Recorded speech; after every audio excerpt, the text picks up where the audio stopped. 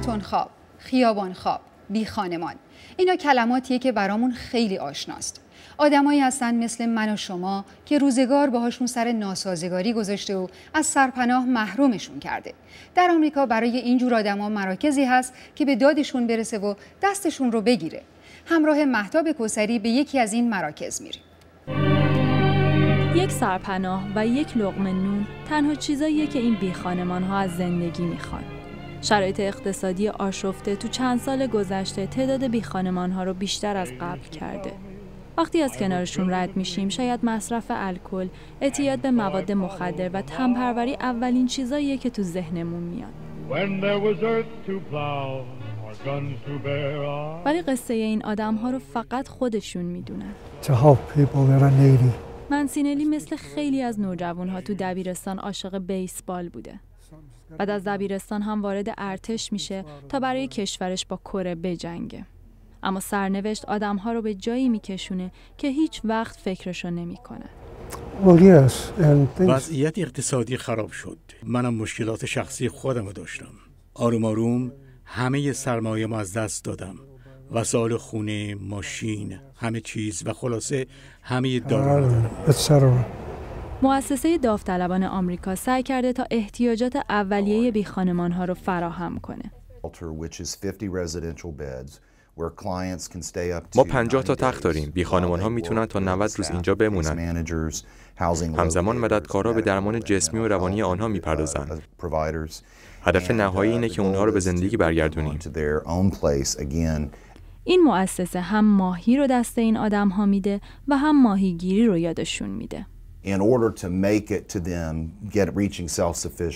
باید اول شرایطی رو مهیا کنیم که آنها بتونن روی پای خودشون وایسن. اول آنها باید سرپناه، غذا، لباس و خدمات درمانی داشته باشن. این پناهگاه درش به روی تمام بیخانمان‌ها بازه. 3 وعده غذای گرم همیشه اینجا آماده است. استوارد سرآشپز اینجاست. میتونن اینجا لباساشون رو مجانی بشورن. و البته مبل و صندلی‌های اینجا جای آسفالت خیابون رو برای اونها گرفته. وینی یکی دیگه از ساکنان اینجاست که به خاطر شرایط اقتصادی پاش به اینجا باز شده. کارکنان این مؤسسه خیلی مهربونن. به من خیلی کمک کردن که با مشکل بیناییم کنار بیام و کارامو خودم انجام بدم.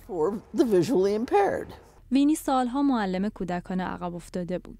به دلیل مشکلات بینایی 2 سال پیش کارش را از دست داد. ولی او امیدواره بتونه با کمک این مؤسسه به زندگی عادی برگرده. بالاخره کاری رو پیدا میکنم که بتونم از عهده‌اش بر بیام. من خیلی کارا بلدم. فقط اون کاری رو که بیشتر عمرم انجام میدادم دیگه نمیتونم انجام بدم. مؤسسه داوطلبان آمریکا قبل از کمک پیشگیری رو در دستور کارش قرار داده. کمک به آدم‌هایی که یک پله با از دست دادن همه چیز فاصله دارن.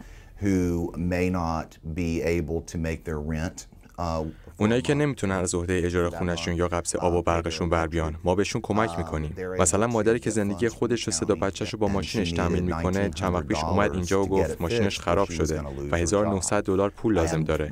ما پول رو براش تهیه کردیم و تونست کارش رو حفظ کنه.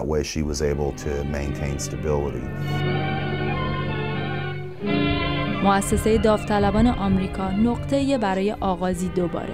برای بیخانمان‌های چشم انتظاری که نه خودشون که سرنوشت خیابان را خانه اونها کرده.